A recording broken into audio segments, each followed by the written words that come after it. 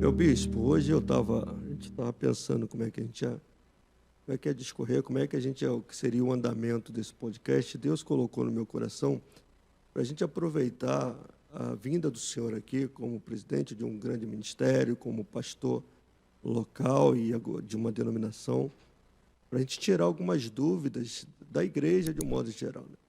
E Deus colocou algumas coisas no meu coração. A primeira eu gostaria que o senhor explicasse para o pessoal que está assistindo, porque nós sabemos que o Ministério Grande ele tem isso, que essa pergunta que eu vou fazer é bem definida. Mas algumas igrejas pequenas, elas precisam ter essa definição. A igreja, organismo e organização. Qual é a definição, meu bispo? Então, essa é uma pergunta muito interessante. Nós sabemos que a igreja ela é um organismo vivo. O que significa isso? Uma das metáforas que o apóstolo Paulo usa para definir a igreja é compará-la ao corpo de Cristo. Então, a gente sabe que corpo é um organismo vivo. Então, a igreja ela é um organismo porque ela é o corpo de Cristo. Ela é uma igreja, é algo que foi criado pelo próprio Deus, pelo próprio Senhor. No Evangelho de Mateus, lá no capítulo 16, versículo 13, a seguir, nós vemos Jesus perguntando aos discípulos: o que dizem os homens ser o Filho do Homem? E aí os discípulos começam a responder. Uns dizem que tu és Elias, outros dizem que tu és Jeremias, outros dizem que tu és um dos profetas. E Jesus então disse, e Pedro então saltou à frente dos demais discípulos e disse: tu és o Cristo, o Filho de Deus vivo, depois da pergunta que Jesus fez: e vós, o que dizeis que eu sou? Aí Pedro disse: tu és o Cristo, o Filho de Deus vivo. A partir daí, Jesus faz uma afirmação, e foi a primeira vez que aparece a palavra igreja nas Escrituras, neste texto, versículo 18, capítulo 16 de Mateus.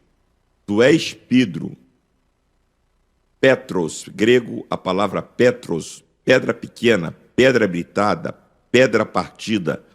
E sobre esta pedra, aí Jesus usa uma outra palavra, que é a palavra Petra, rocha firme, rocha indivisível, rocha inabalável. E ele estava se referindo a ele mesmo. Eu edificarei a minha igreja, e as portas do inferno não prevalecerão contra ela. Então, ali nós vemos Jesus dizendo que a igreja é um modelo que ele criou, que a igreja tem um dono, e o dono é ele mesmo, e que a igreja tem um destino, e esse destino é fechar na terra e fechar no céu, abrir na terra e abrir no céu. Ou seja, a igreja tem a autoridade dada por Deus de determinar, de pregar, de anunciar as verdades do Evangelho. Então, essa é a função orgânica da igreja. Qual é a função orgânica da igreja? A pregação, a anunciação do Evangelho. Essa é a função orgânica da igreja. Mas, com o passar dos anos, a igreja teve que se organizar. Então, ela deixou de ser somente um organismo para ser também uma organização. Lá no capítulo 6 de Atos, você vê a instituição dos diáconos. A igreja apontou uma falha, havia uma falha na atenção aos órfãos e viúvas, e aí houve a necessidade da instituição dos diáconos. Aí nós vemos a igreja ali separando 7 homens para cuidar da mesa pastoral, da mesa das viúvas e da mesa do Senhor. Ou seja, ali nós vemos o início da organização da igreja. A igreja deixando de ser somente um organismo para também ser uma organização. Já no capítulo 15 de Atos, nós vemos o primeiro concílio, que aconteceu em Jerusalém. Houve uma dissensão entre os judeus que se convertiam, entre os gentios, ou seja, é preciso circuncidar, se não é preciso circuncidar, houve uma dissensão, foi necessário convocar um concílio, e está lá registrado no capítulo 15 de Atos dos Apóstolos. E até o doutor Lucas, que é quem escreve Atos dos Apóstolos, ele disse que houve não pouca dissensão entre eles. Então, o pau quebrou lá naquele concílio, porque o assunto pegou fogo. Então, a igreja ali já estava se organizando. Aí você vai discorrendo a Bíblia, você vê, por exemplo, Efésios 4:11. E ele mesmo deu uns para pastores, outros para doutores, outros para profetas, outros para mestres, outros para evangelistas. Você vê ali os 5 ministérios. Já é uma marca da organização da igreja. Romanos, capítulo 12, versículo 15. Você vê ali também os ministérios de administração, né? Uns para socorro, outro para governo, outro para ensino.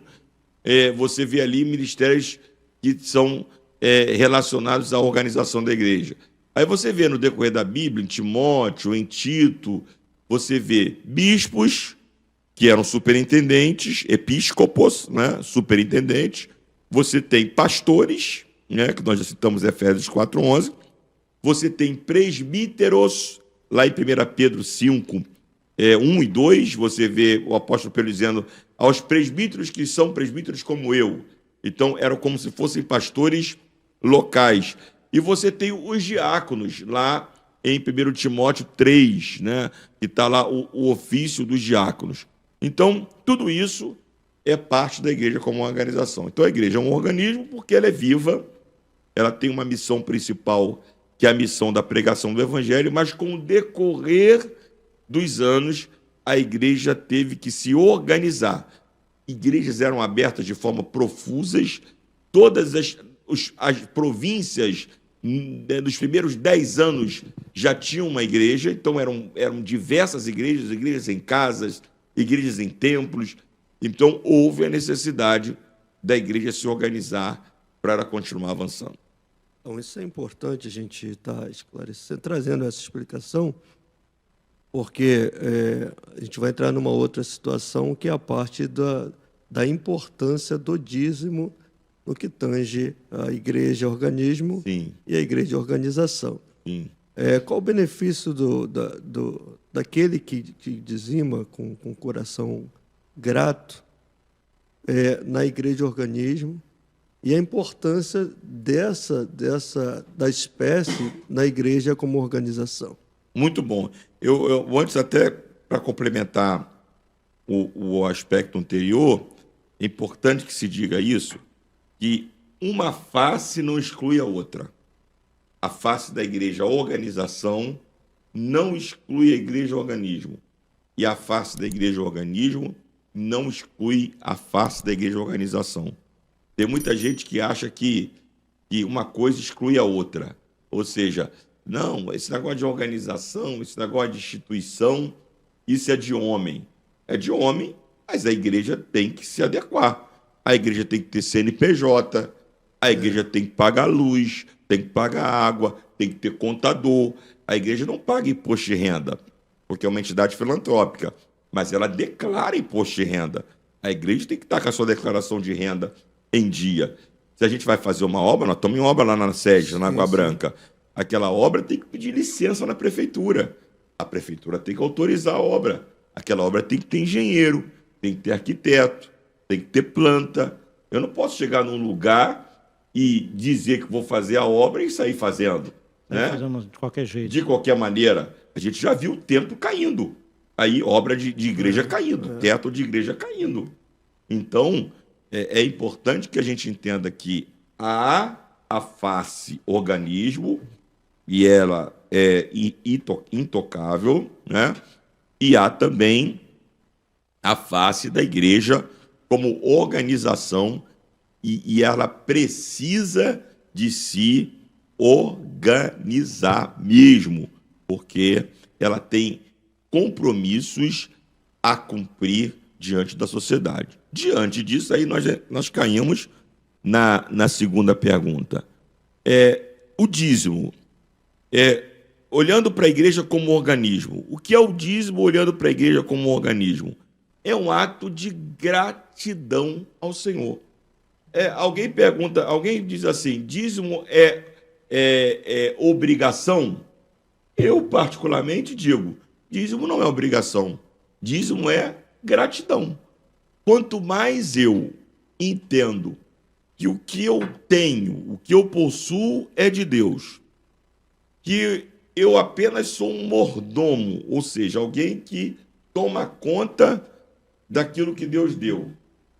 Se eu tenho saúde para trabalhar, para produzir, isso me torna grato, a ponto de ser fiel ao Senhor no meu dízimo e nas minhas ofertas. Aí você pergunta, mas então eu vou devolver a Deus 10% daquilo que Ele me dá. É um engano. Você não está devolvendo 10% a Deus. Tudo é de Deus. Você está dando tudo. O 10% ali é um símbolo. É um símbolo. Poderia ser 15, 20, 30, 5, 3, 2. É um símbolo de uma dedicação total ao Senhor. É um símbolo de que você não está confiando naquilo que está nas tuas mãos, mas você está confiando no Jeová Jirê, que é o provedor de todas as coisas. Não é, Paulo? Você está confiando nesse Deus que provê. Então, quando eu tenho esse sentimento e essa certeza que eu faço parte do corpo de Cristo, como gratidão a Deus, eu passo então a ser fiel no meu dízimo, nas minhas ofertas. E não é só dízimo de valor, não. É dízimo do meu tempo, É dízimo da minha capacidade intelectual, daquilo que eu posso fazer. Eu tenho habilidade, por exemplo, de dar aula. Então, eu vou usar uma parte do meu tempo para servir aos meus irmãos na igreja, dando aula de matemática, de português, de química, de física, professor de jiu-jitsu, professor de karatê. É o dízimo. Eu toco instrumento, então vou usar minha habilidade para servir ao Senhor tocando meu instrumento. Sei fazer uma coxinha de galinha. Atenção você aí, minha irmã. Sabe fazer uma coxinha de galinha deliciosa? Faz a melhor coxinha e leva para a cantina da igreja. Faz o melhor bolinho de aipim e leva para a cantina da igreja. Você está dando dízimo também do talento que Deus te deu para cozinhar. Então, esse é o sentimento que tem que ter no nosso coração. Mas quando eu olho para a igreja como organização, ela também precisa dos meus dízimos e das minhas ofertas. Nós estamos em obra lá. Você não vai na loja de material de construção, compra cimento, pedra, areia, piso de graça. Tem preço. Pastor, né? Bispo, mas como é que faz a pessoa separa isso aí? Tem gente que tem dúvida, né? Vou tirar do mínimo, do máximo, do meu salário, como é que funciona? Eu digo que dízimo é 10% de tudo que você recebe. Por exemplo, o indivíduo ganha R$2.000, mas ele tem um desconto de 8% do INSS, que vai dar aí R$160. Ele tem um desconto de alguma coisa do Vale Refeição, de alguma coisa do Vale Transporte, de alguma coisa do Plano de Saúde. Qual é a pergunta? Todos os descontos que ele tem no seu contra-cheque não serão em benefício dele mesmo? Não é ele que vai ter o transporte, não é ele que vai ter a refeição, não é ele que vai lá na frente gozar da aposentadoria, não é ele que lá na frente vai retirar o seu FGTS. Então, tudo que é em benefício para mim, eu tenho que entregar o meu dízimo daquele benefício que eu recebi. Então, vamos assim dizer, a ordem correta, ou o correto, é que eu entregue o dízimo de tudo que eu recebo. Isso é o do bruto. Isso é o padrão correto. Agora, o indivíduo que é autônomo, ele é um comerciante, ele é um profissional liberal, ele é um empresário. O seu dízimo é baseado em quê? Em todo o seu faturamento ou somente no seu lucro? É claro que é no seu lucro. porque o faturamento dele inclui os custos para produzir aquele lucro. Sim. Então, a ideia é que aquele custo ele já dizimou anteriormente, ele vem dizimando do custo. Então, o dízimo do mês não é o dízimo de todo o faturamento, é o dízimo do seu lucro pessoal.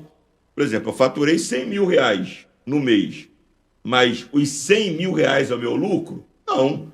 Eu tive o custo para produzir aquela mercadoria, eu tive o custo para comercializar, para entregar, para escoar, eu tive o custo do pagamento dos funcionários. Então, eu faço o cálculo. Eu faço o cálculo do custo, isso estou falando para o empresário, para o profissional liberal. Né? Liberal. Eu faço o cálculo do custo que eu tive e aí eu vou dizimar do meu lucro naquele mês. Não sei se eu consegui responder a pergunta. Não, muito esclarecedora, né? O que tange assim, a questão da igreja como organismo, qual a importância de congregar, Bispo? A gente tem vivenciado muito essa questão aí, né? Principalmente nessa época nossa. Eu queria que o senhor falasse um pouco da importância, o benefício de você congregar à luz da Bíblia, aquilo que o senhor entende como pastor. Essa é uma grande crise, André, que a gente está enfrentando. Nós temos hoje crescendo assustadoramente o número do que chamam de desigrejados, né? Aquele pessoal que acha que ele pode se dizer evangélico, cristão, salvo, sem a necessidade de participar da igreja, né? E é interessante que no último censo que houve, foi a primeira vez que apareceu um traço que nunca tinha aparecido em censos anteriores, que foi de evangélicos não praticantes. A gente sempre teve, né, os católicos não praticantes, praticantes e não praticantes. Sim, sim. E agora, nesse último censo, apareceu um traço que nunca tinha aparecido, que eram dos evangélicos não praticantes. Quem são esses? São exatamente essas pessoas que se dizem professar a nossa fé, né? Mas não praticam, ou seja, não frequentam os cultos, não fazem parte de nenhuma igreja evangélica, né? E esse número tem crescido assustadoramente. E aí, eu olhando para a Bíblia Sagrada, eu volto àquela metáfora que Paulo faz aos Coríntios, que a igreja é o corpo de Cristo. E o apóstolo Paulo diz que Deus colocou cada um dos membros do corpo como ele quis. Então, ele até chega a dizer, não é? Se o pé disser, quero ser orelha, se a orelha disser, quero ser mão, se a mão disser, quero ser braço, como é que vai ser o corpo?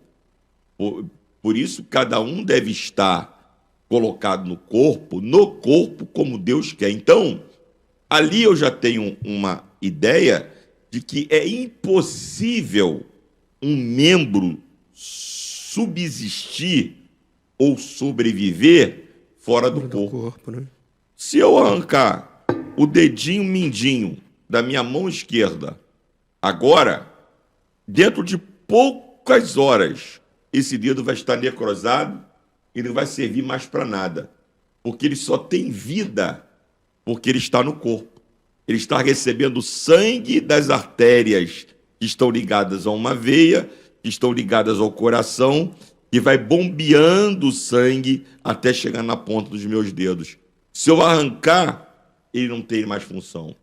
Então, a necessidade de estar no corpo, em primeiro lugar, é para que eu tenha vida, só há vida se eu estiver no corpo. Sim. E, em segundo lugar, para que eu exerça a minha função no corpo.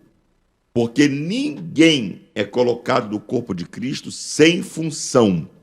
Não existe aquela história, não, eu vou à igreja só para assistir culto. Não.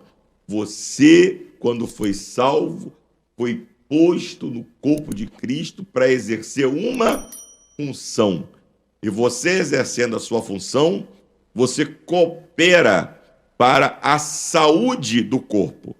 Assim como, se você deixar de exercer a sua função,